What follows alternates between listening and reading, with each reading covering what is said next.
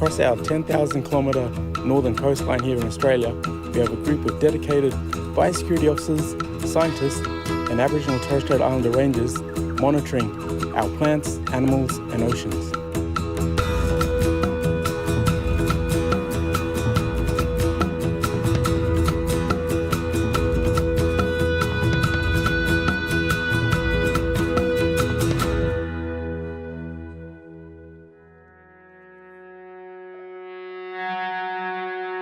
Dear ocean, Saltwater body. weather maker, watery blanket that wraps around you, Me. family, Community. we are all girt by sea.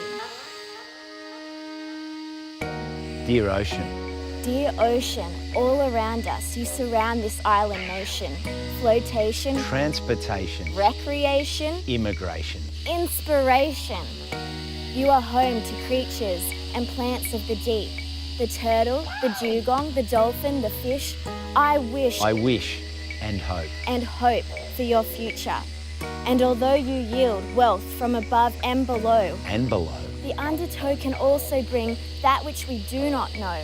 Creature hitchhikers and wave riders that don't belong here, That don't belong here. that sneak and creep into our flora and fauna. From every corner, together, Together.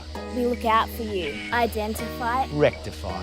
With many hands in unity, In unity. we can protect our biosecurity.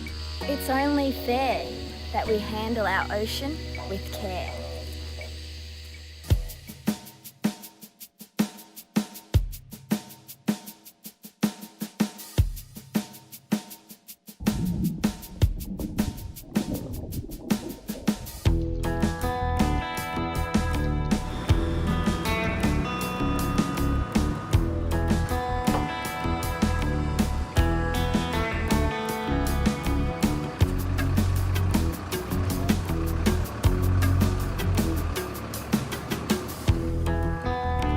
Today, Costa, we're going to look at some biofowl. Oh, fowl are my friends. I've got a few fowl in the backyard. They lay me lots of eggs. This is called biofowl, Costa. Biofowl, what's this all about? It's marine pests. They grow on the hulls of boats when they're moored in the harbour or when they're travelling around in the ocean. They like to attach to smooth surfaces, and there's all sorts of marine pests. These ones are like barnacles. They can come in on ships in ballast water. They can come in on drift nets, ghost nets they're called, or just in on floats or anything like that that come into Australia. And what sort of a threat are they? There's different types of pests, as in here. There's different types of mussel. This one's Asian green mussel. Perna viridis, the Asian green mussel. They're found from Siberia all the way to Singapore. They're called the Asian green mussel, so not surprisingly, they're green. The adults grow between 10 to 16 centimetres, so a little bit bigger than this. And when they're fully grown, the growing edge stays green, and the rest of the shell tends to go a browny olive colour. So why aren't they welcome here? Well, the Asian green mussel is actually really adaptive. It can live in so many different environments, water temperatures and even salinity. And they're fast growing too. They can live by themselves or in colonies of up to 35,000 mussels.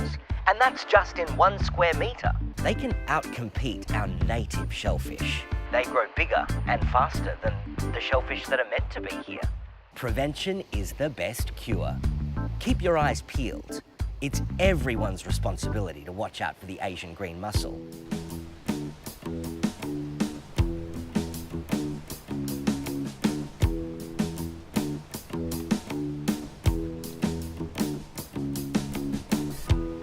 Now, what can people do to help with this biosecurity threat? If they can't call an experienced person to come and have a look, they can certainly have a look themselves, and if they notice anything that's different, like a different coloured growth, they can take photos and report it to us. So it's kind of like a different sort of fishing. From time to time, the fisherman has to fish their boat out of the water. That's right, yep.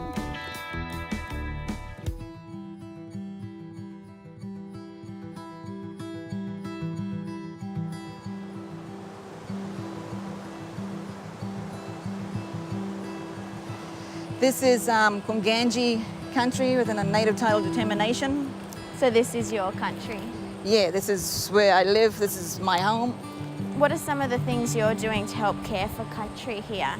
What we're doing now, we're just going picking up the rubbish along the beach here. Stuff like that? Stuff, yeah. Stuff like this? Yeah, plastic, bottles, lids, anything that we find on the beach that doesn't belong there. So some of this plastic, like this bit here, it doesn't necessarily come from these communities. Could be coming from anywhere, really. Yeah, it could be, yeah. Is there any way you can find out if something washes up and you're not sure where it's from? We take a photo of the barcode, then we send it off, and then they'll know exactly where that bottle Came from? yeah, just by the barcode. That is so amazing. Yeah, deadly. Do you ever find other stuff in this shoreline? Most of it looks like it's just plastic. And this is an umbrella handle. Yeah. Once was a pot, now a dual-purpose garbage bin. Wow. Now, aside from the actual rubbish that's washing in, are there any other problems that happen when the plastic is coming in on the coast? Yeah, pests can attach themselves to the shell that grows on the bottle, and the pests that wipe out certain of our vegetation that we have here. So if you do see something that you think might be a bit strange, you should report it to a ranger? Yeah. And then you guys will send it off? Yeah. What does it mean to you to be able to care for country? It's give you that belonging, that pride, you know. So this is my home, and it's about time that I respect it, because there are old people that have been here before us that did the same too, and I just want to carry it on and just look after our own home. Yeah.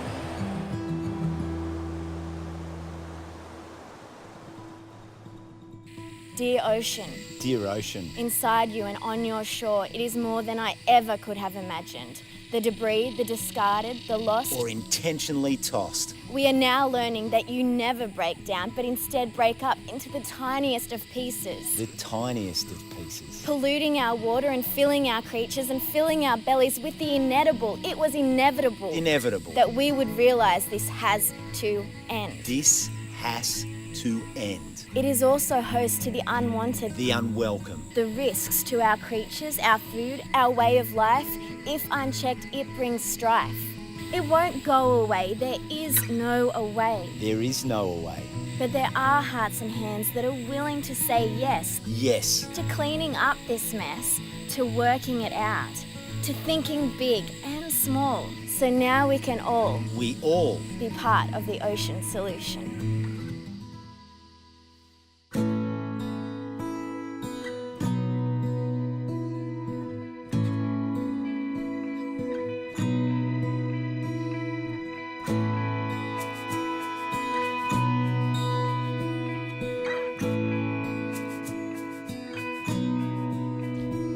Can you show us around what you've collected, Heidi? Yeah, so today we headed out to Snapper Island and we left here at 9 o'clock. By 12 o'clock, the whole island was clean, and this is what we got. Wow, like what's here and what patterns are you seeing? Well, the island is really specific in that it has a windward side and it has a leeward side. And so a lot of the heavy stuff like this car tyre and an old captain's seat, they were all washed up on the windward side of the island, and really light, more litter kind of items on the leeward side. I noticed that there's some nets here, lots of rope. So this is all commercial fishing rope, this kind of stuff. And this one here, this is actually what they call part of a FAD, a fish attracting device. And that's normally attached to a big bamboo structure, and little fish come underneath it, and then big fish come and eat on the small fish, and then the fishermen come to get the big fish. And then that just gets washed away in storms and ends up floating across the ocean. Yeah, we find lots of them around the Barrier Reef. Now, what do you do as you collect all the waste? So for example, over here we've got some plastic drink bottles that we found. Now, these have on them barcodes. They tell us what country items are manufactured in. So that's how we can figure this out. We've got other brands that we found. I think there was one down here.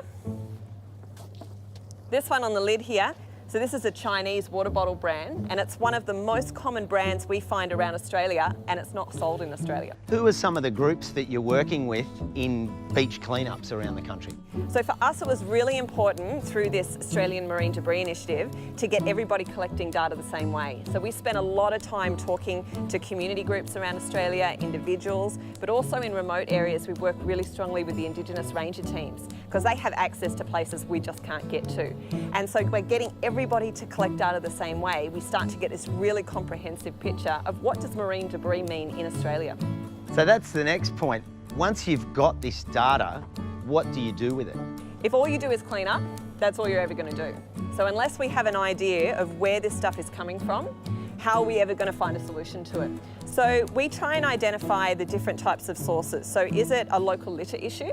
Is it an ocean current issue? Is it something that's coming from shipping or fishing? And once we start to get an understanding of its use, then we can figure out how is it being lost, who do we need to bring to the table, and then we can start looking at solutions. For me, there's a story behind every single piece of rubbish on this boat, and the story is where did it come from and why? And that's what we need to figure out how to stop it.